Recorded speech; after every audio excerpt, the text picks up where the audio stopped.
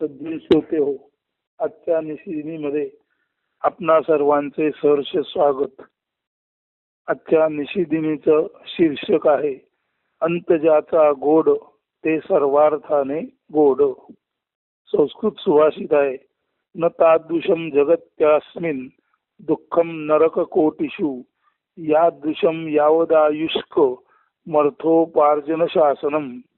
जोपर्यंत जीवन राही तोपर्यंत अर्थार्जन करणे या इतुके दुःखदायी. कोट्यावधी नरकातही काही नसे. येथे धनाचा हव्यास अर्थार्जन जो जीवनभर करतो त्याचा स्पष्ट निषेध करताना असे सांगितले आहे की कोट्यवधी नरकातही जीव जशी दुःख भोग यातना सहन करावी लागणार नाही त्याहूनही अधिक दुःख दशा कष्ट दशा अविरत जीवनभर अर्थार्जन करणाऱ्या माणसाच्या वाट्यास येते.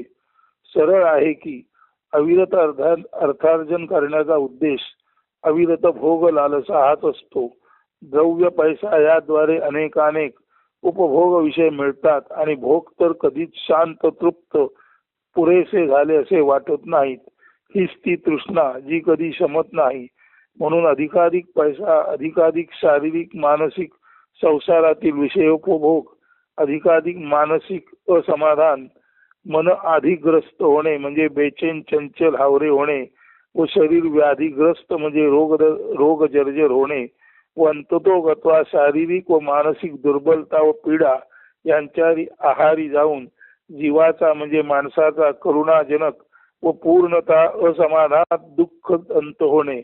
बरे असा अंतही लगेच होतो असे नाही, तर प्राय अशा माणसांचा अंत होण्यापूर्वी ती दीर्घ प्रदीर्घ काळ एखाद्या अति चिवट व खरे तर कधीच बरा न होणाऱ्या दुर्धर आजाराने चौफेर सर्वांगग्रस्त होतात व व्यापून जातात आणि मरणाची वाट पाहून थकून दमून जातात व पुढे मागे एकदाचा मृत्यू त्यांच्या यातनांचा अंत करतो.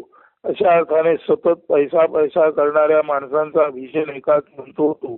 अशी माणसे पैशाशिवाय काहीच अन्य श्रेष्ठ मानत नसल्याने यांच्या अंतकाळात सगळ्या सोयऱ्यांपैकी कोणीच त्यांच्या जवळपास नसते. द्रव्य लोभापायी यांनी आपल्या सगळे सोयरे मित्रांना फार पूर्वीच तोडून टाकलेले दूर केलेले असते. खरी तर अशी धनलालसा असलेली माणसे त्यांच्या या एका धनसंग्रहाच्या व्यसनामुळे आणि त्याच्या जोरावर कामक्रोधादी साऱ्याच्या साऱ्या षडविकारांच्या अधीन होऊन या पृथ्वीवर मनुष्य रूपेण मृगाश्चरंती म्हणजे मानवी रूपात जणू काही पशुच असे पशुवत हीन दीन जीवन जगत असतात.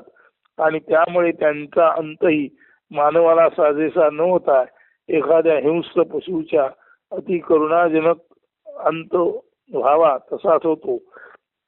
मरण सुख समाधान येण्या इतके खरे तर अन्य कोणतेच सुख नाही.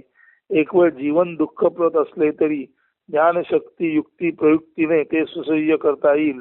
मात्र धनलालसेच्या मूर्ख हट्टापायी असा वित्तेषणा असलेला माणूस जरी त्याच्या जीवनात अनेकानेक सुखोपभोग घेऊ शकला तरी त्याच्या अवाजवी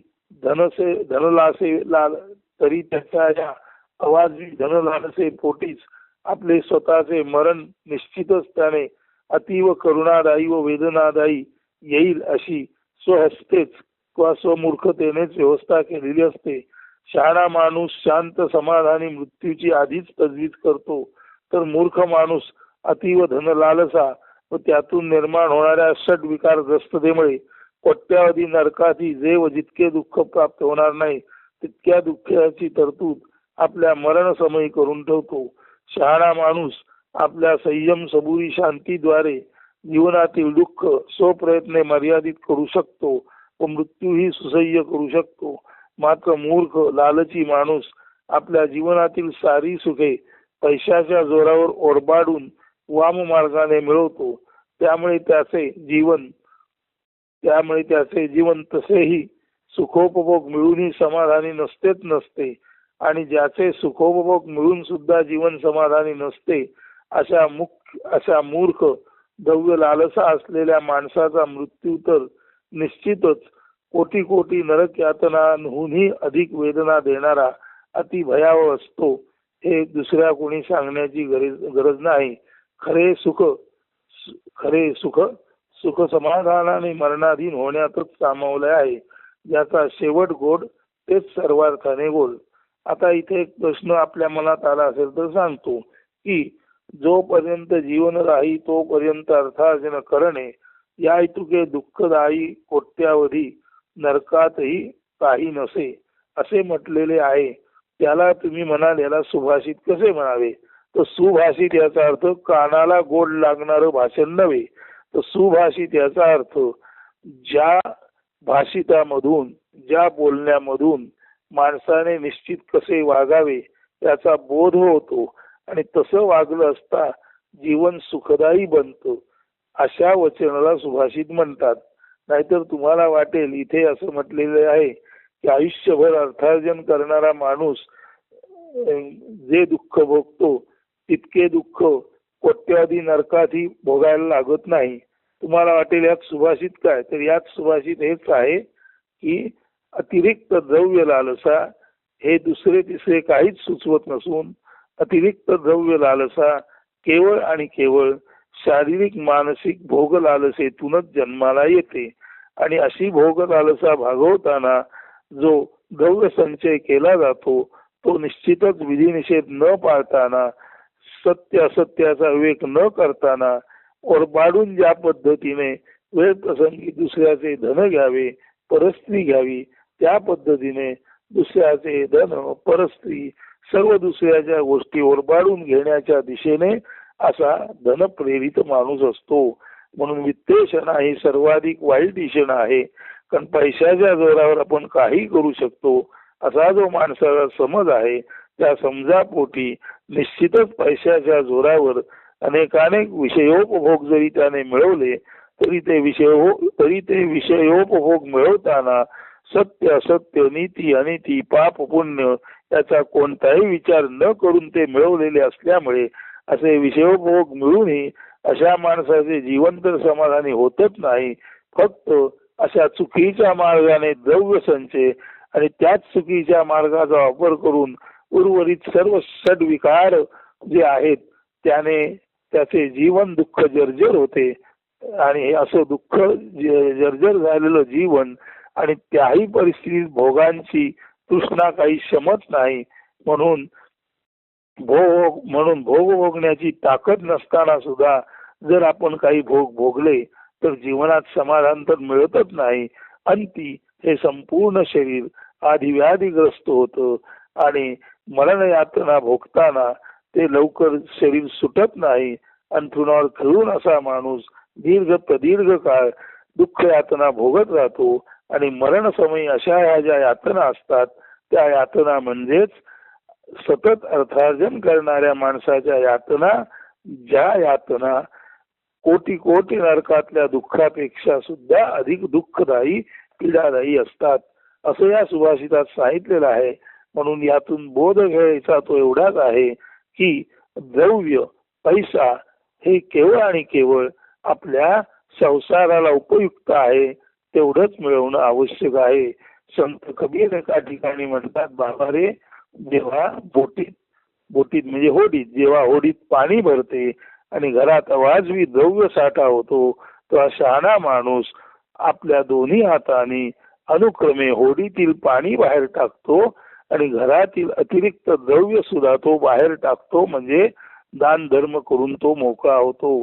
इथे सुद्धा कबीरांनी अतिरिक्त द्रव्य संचयामुळे जे काही दुष्परिणाम होतात त्याची ज्याला आपण म्हणतो त्याची चाहूल या दोह्यामध्ये घेतलेली आहे.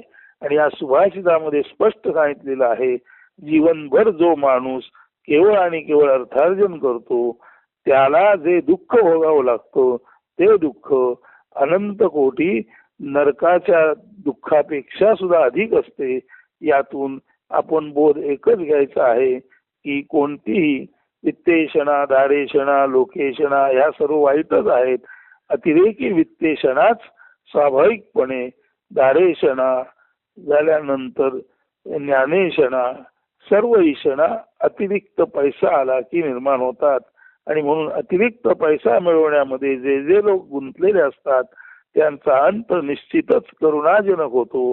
आणि अशी माणसे स्पष्टपणे सांगायचं म्हणजे तर मनुष्य रूपेण मृगाश्चरंती, म्हणजे मानवी रूपाने जणू काही पशुच या जीवनामध्ये आलेले आहेत, अशा तऱ्हेचं जीवन जगत असतात. आपल्या आजूबाजूची आपण जी आज परिस्थिती पाहतो त्या परिस्थितीला साजेस हे सुभाषित आहे.